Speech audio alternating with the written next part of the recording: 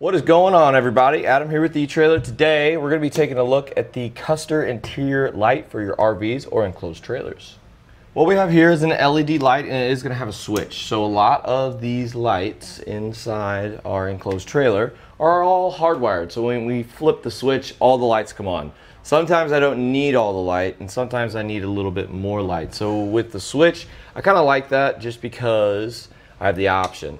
I do recommend, if you have an enclosed trailer, if I had one, I would recommend that you get some that are wired in, that'll turn on with your switch, but then others that just have their own switch just in case. And this is an LED. It's going to have a nice soft white light to it, which I kind of like that too. Having a mixture between both really helps kind of light up the trailer properly. It's not just one hard blue white light. This one's a little bit softer, so it gives a more homey feeling, and it's really good for your RVs. I like the homey feeling in the RVs because it's kind of a home, but it really isn't. So I definitely like that. It does have LEDs, so it's not really going to draw a whole lot. Less than 0.5 amps, which is hardly anything. Comparing that to some incandescent bulbs, I really don't recommend those just because they draw a lot, they break a lot quicker, and I just don't think that that's something I would want. But if you do, we have a lot of them on our website. But this is really great. It's got 9 diodes, so I'll go ahead and lift this little lens up.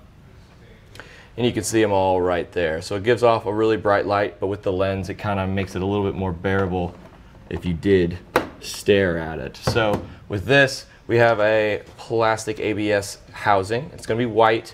And as far as dimensions go, it's only going to stick off the wall about 2 inches. And it's going to be about 6.5 inches tall and about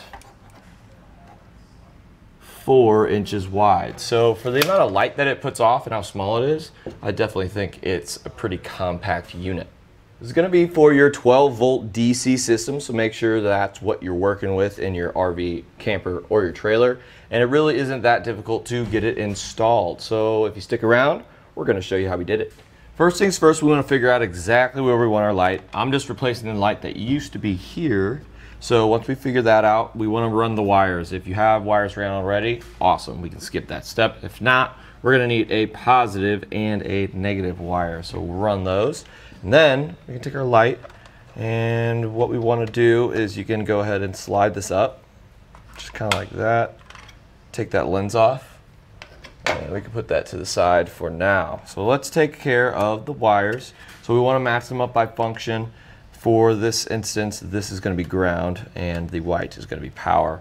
And it does match up with our wires here, but that's not always the case. Never always revert to hooking them up by color. It's always by function. You want to make sure to test these wires before you get all the connections made. So once we do that, what we want to do is we're going to take some heat shrink butt connectors right here and make our connections. If you don't have any, we have some here at eTrailer, so it is a one-stop shop. You can go ahead and add those to your cart so you're ready to install whenever all the parts come in.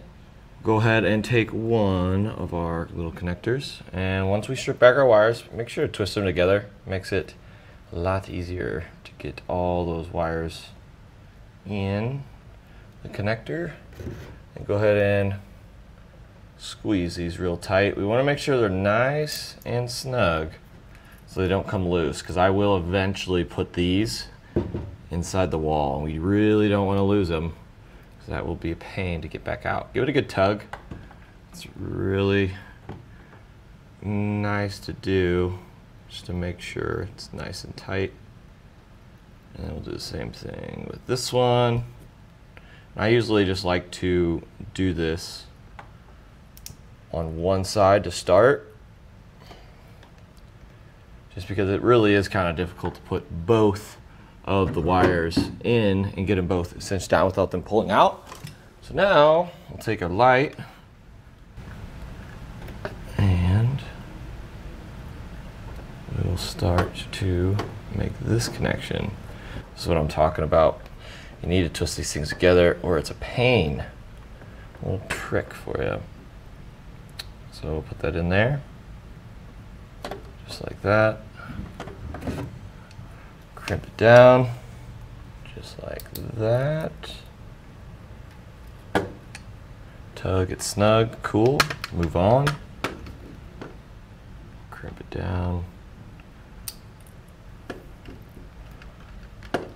Tug it, it's snug, and we're good to go. Before I take the heat gun, make sure that it works before I go ahead and heat these up and secure the connection.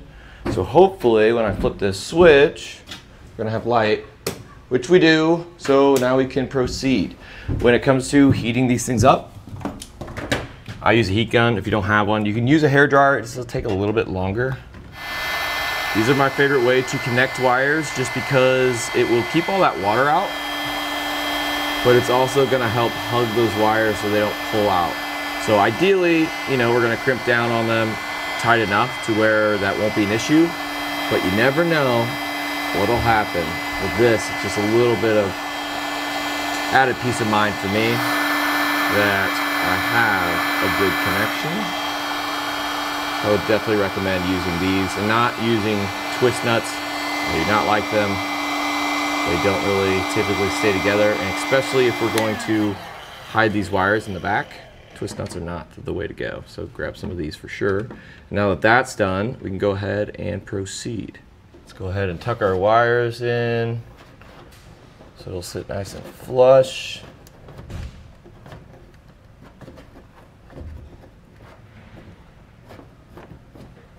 Just like that.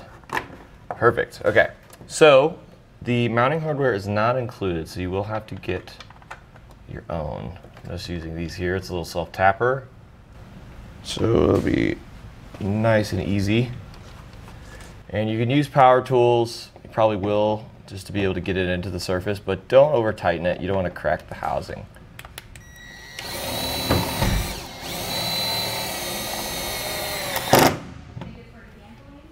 I'll do the same exact thing for the remaining bolts.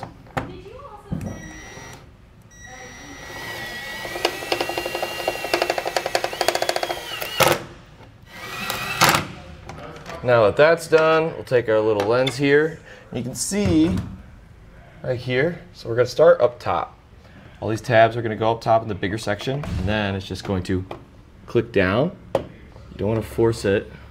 You'll know when it goes, just like that. Give it a nice click, and we are ready to go. And that'll do it for a look at the Custer Interior LED Light.